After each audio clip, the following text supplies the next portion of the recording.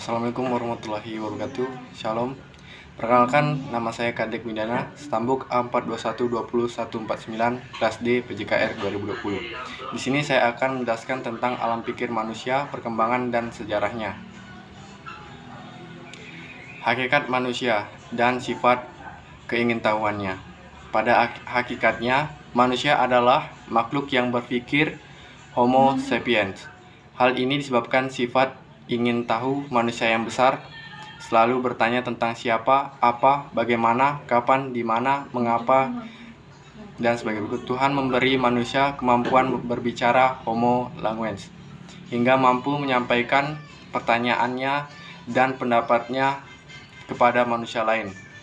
Manusia juga mampu membuat alat Homo faber yang dapat membantunya mencari nafkah, seperti kemampuan manusia membuat jaring ikan, panah untuk berburu, pisau, api untuk memasak.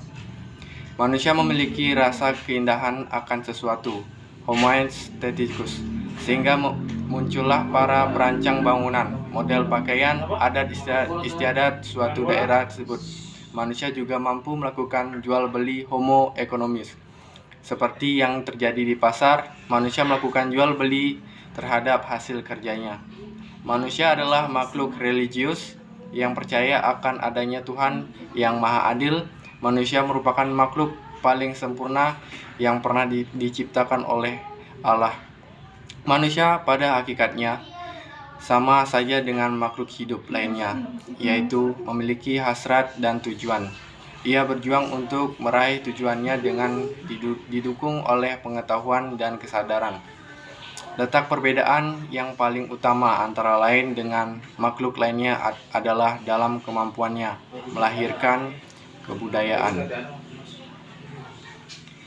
Perkembangan fisik sifat pikiran manusia.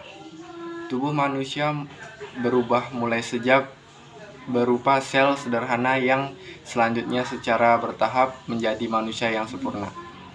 Sel sederhana berasal dari sel kromosom sperma yang diidentik dengan kromosom sel. Perubahan fisik yang sangat nyata terjadi pada saat pubertas yang ditandai diantaranya dengan tanda kedewasaan berupa tumbuhnya rambut pada daerah-daerah tertentu dan fungsi organ-organ reproduksi, organ genitalia. Masa remaja merupakan masa pertentangan dengan dirinya maupun dengan orang dewasa, karena selalu berusaha untuk memposisikan diri sebagai orang dewasa walaupun secara emosional belum memadai. Selanjutnya, setelah usia 30 tahun, mulai dapat mengendalikan diri dan mampu menempatkan diri sebagai individu yang bertanggung jawab. Tuhan menciptakan dua makhluk, yang satu bersifat anorganis, benda mati, dan yang lain bersifat organis, makhluk hidup. Dari sekian banyak ciri-ciri manusia sebagai makhluk hidup, akal budi dan kemauan keras itulah yang merupakan sifat untuk manusia. Periode filsafat Yunani merupakan periode penting sejarah peradaban manusia, karena pada waktu itu terjadi perubahan pola pikir manusia dari mite-mite menjadi yang lebih rasional.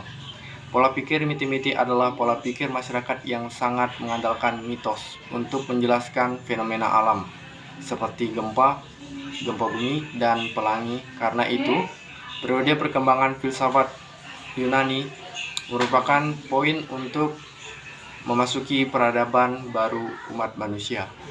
Zaman Yunani kuno dipandang sebagai zaman keemasan filsafat, karena pada masa ini orang memiliki kebebasan untuk mengungkapkan ide-ide atau pendapatnya.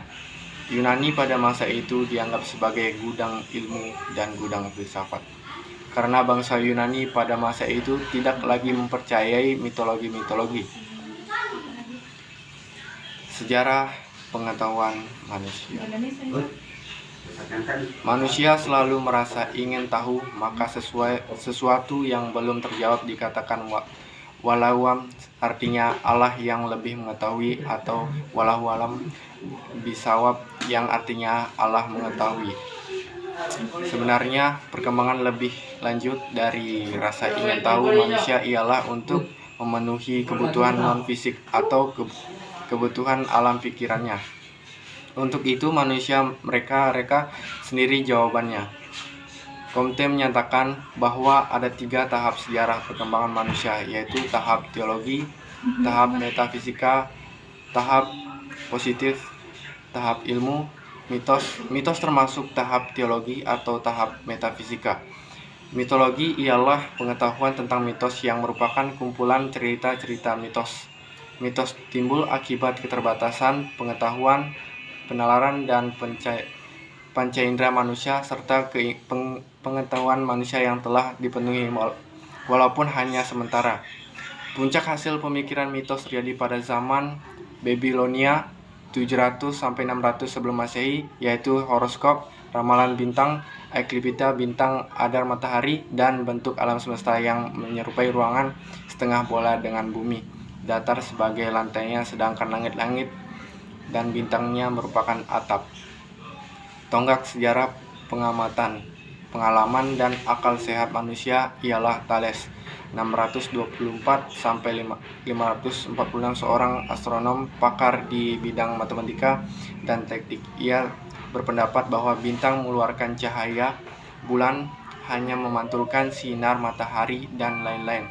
Setelah itu muncul tokoh-tokoh perubahan lainnya seperti Anaximenes, Heraklitos, dan Pythagoras, dan sebagainya.